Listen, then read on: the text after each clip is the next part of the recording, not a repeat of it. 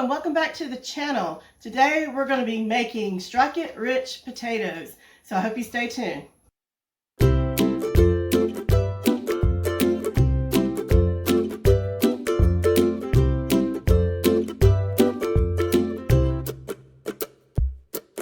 I'm back. I'm so glad you stayed tuned. So to make our Strike-It rich potatoes, you're going to need 8 to 10 Yukon Gold potatoes. I've already washed them, chopped them, and boiled them and drained them well. I don't like to peel the potatoes because I think the skins add flavor and you're also peeling away important nutrients. So I keep the skins on, but if you would like to peel your potatoes, by all means, peel your potatoes. But you do need to use the Yukon Gold. They have a special flavor and I do recommend you doing that.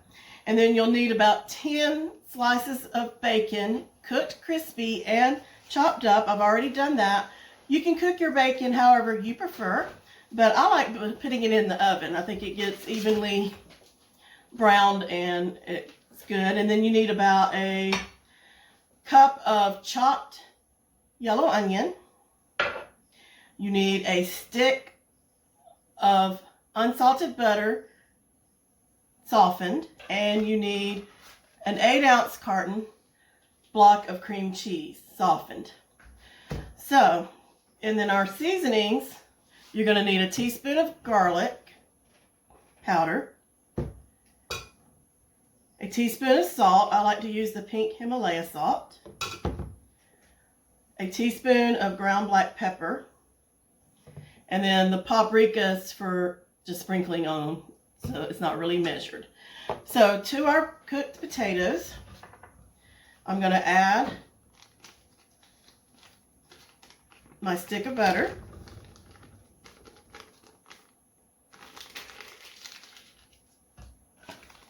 my softened cream cheese,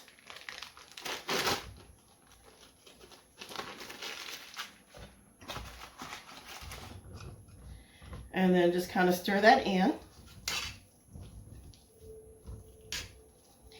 And then we need to add our seasonings here in just a second. Just kind of getting that melted in here. And then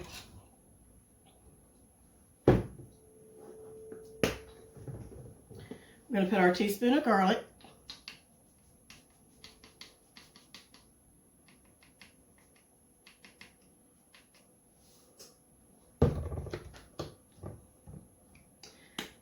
Teaspoon of salt,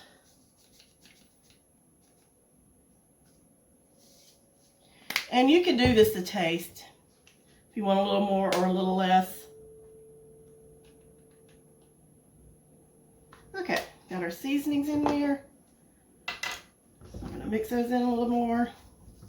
That pepper makes me want to sneeze, but I refraining. That all mixed in, and then I'm going to add my onion. If you don't like onions, you don't have to put many, or you can put as much as you like, but it gives it a good flavor.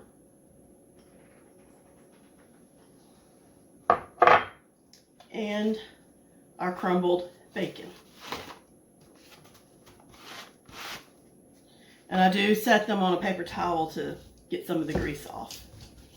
Okay, so now we're just going to mix this until it's well incorporated.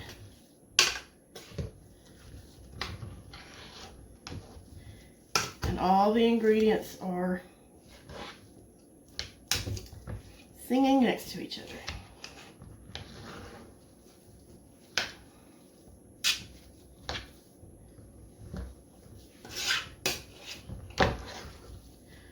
Okay, so you need a 9x13 baking dish, and you need to either butter it or spray it with some cooking spray.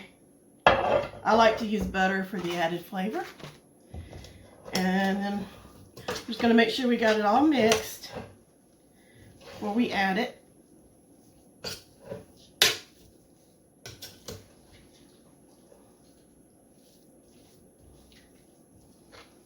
And you're also going to need some cheese.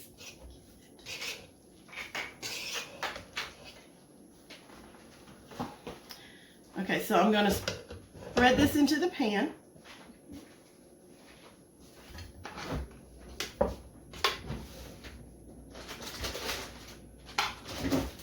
And I forgot to get the cheese out. My lovely assistant is helping me with that.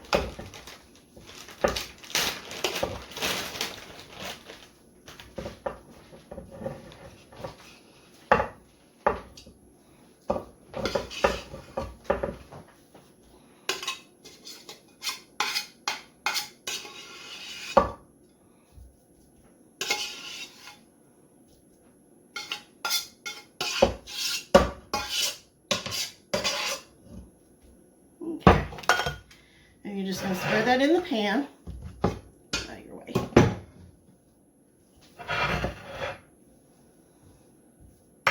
The paprika is optional.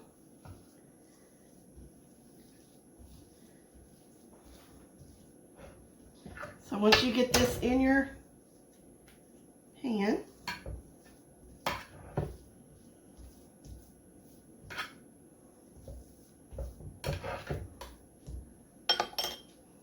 you're just going to sprinkle paprika across the top.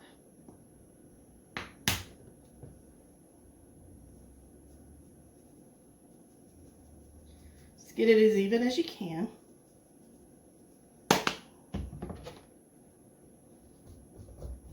I'm just going to spread it out just a little. Now you're going to need at least a cup, maybe more. I don't really measure the cheese. I just sprinkle it until it's covered. And I'm using sharp cheddar, but you could use whatever cheese you favor.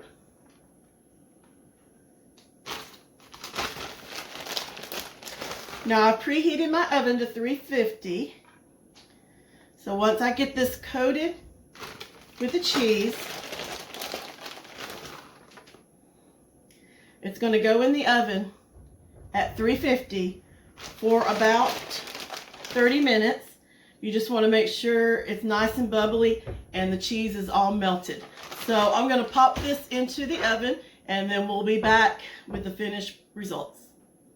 So I've got the potatoes out of the oven and they smell delicious. I can't wait to try these with our dinner tonight. If you make this recipe, please let me know in the comments how you like it and give it a thumbs up and share it. If you'd like to see more recipes and tips on living creative, please hit the subscribe button. If you'd like to know when I'm posting, if you hit that bell icon, you'll be notified when I post a video. So I hope you enjoyed this dish as much as I love it, and I will see you next time. Bye.